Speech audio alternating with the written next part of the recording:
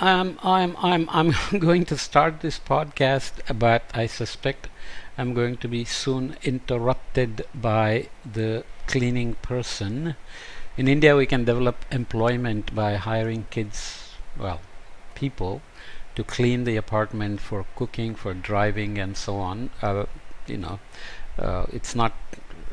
Yeah. Anyway, you can think about whether that's a good thing or bad thing, but let me continue anyways. So we are talking now about deconditioning capacity development for resilience. So we'll read a little about how capacity development has been going on and why it's not accomplishing what is necessary in terms of our picture of staying on the sustainable development pathways despite the many digressions from risks arising along the way. So we need to decondition this mentality which is driving capacity development thus far, and see what may be needed to actually set it on the right track to meet the challenges of, we talked about current state objectives to get to the preferred state, programs and projects needed to get there, and this is the entire package. So how do we do it, and what's happening sufficient, or what changes are needed? So that's the main purpose of this podcast. So when describing definitions and the design of capacity development, it appears to be a rather straightforward process. I think it could be. However, when looking at contemporary capacity development for resilience in practice, the picture that emerges is completely different. So when I say I think it could be, I'm reading the author's text, so it's not me, it's the author speaking in first person. What's the problem? While the importance of capacity is widely recognized, how it emerges, how to develop and evaluate it, and how to sustain it for many is less clear. There are a number of experiences, tools and resources that are now available in the field of disaster risk reduction, and relate to capacity development as well, which we talked about before. Preparedness is what happens about how well you deal with recovery. Mitigation is to deal with the impacts, but beforehand you have to have the disaster risk reduction plan in place, right?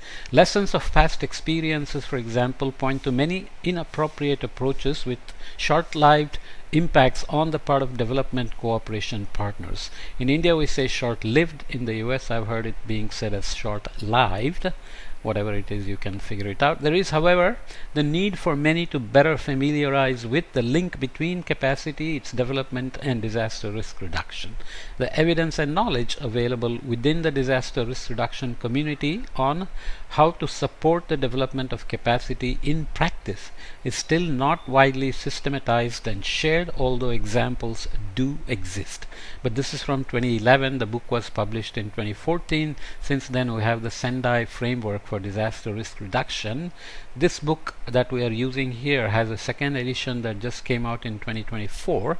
I have got the book, and I'm going to quickly compare the version I'm using to the new version to see how many new concepts or details have been added, and I will include them as additional podcasts as I get time. In the meantime, this statement from one of the leading specialist organizations on capacity development, the CADRI is the organization, capacity development for resilience within the international community, supplies a clear-sighted and sobering view of our contemporary position.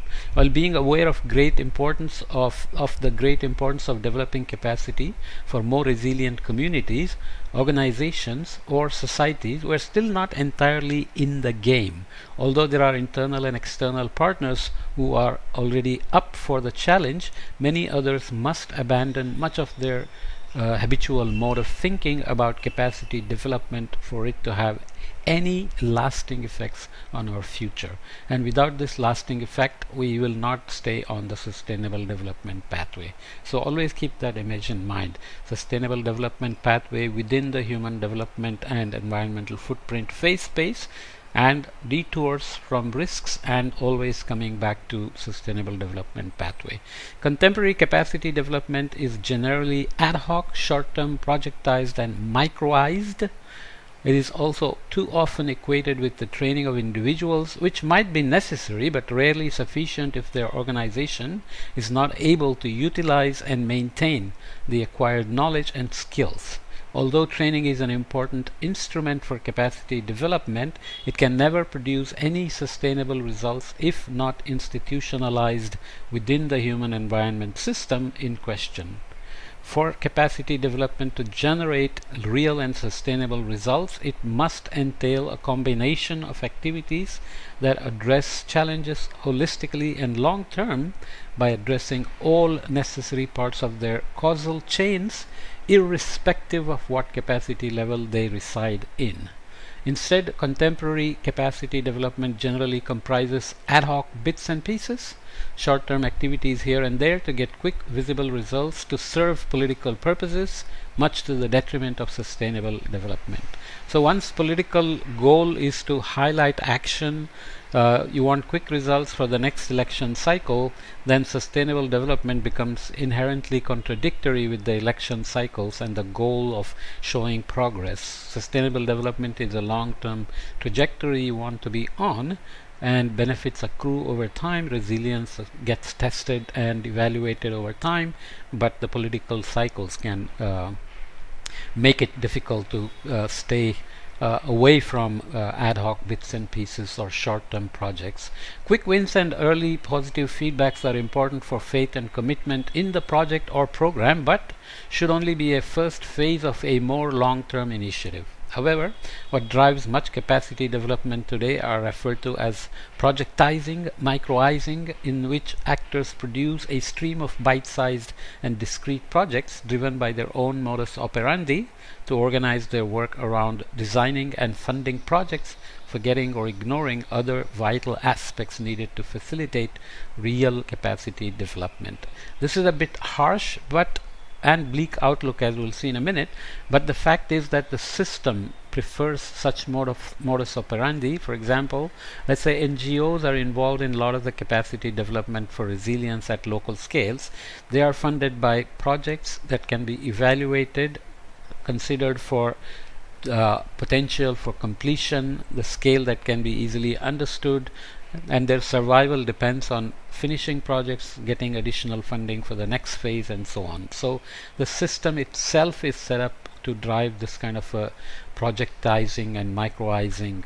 So we have to also worry about what are the systemic issues that can favor sustainable development and not push project mode.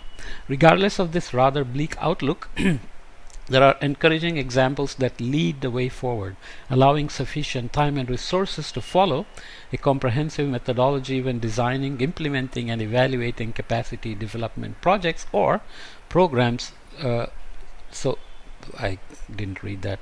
Allowing sufficient time and resources to follow a comprehensive methodology when designing, implementing, and evaluating capacity development projects or programs is one step in the right direction. Another step is to consciously consider key issues concerning roles, responsibilities, and relationships, as well as broadening our view of what skill sets are necessary for effective capacity development for resilience.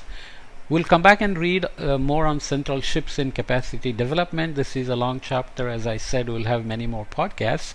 But what also is worth noting here is that in the series of podcasts covering the book Sustaining the Commons, based on Elinor Ostrom's work by Andries and Janssen, we will see the same points in a different framework: action arenas, agents, actors, action situations, norms, rules and penalties, and so on.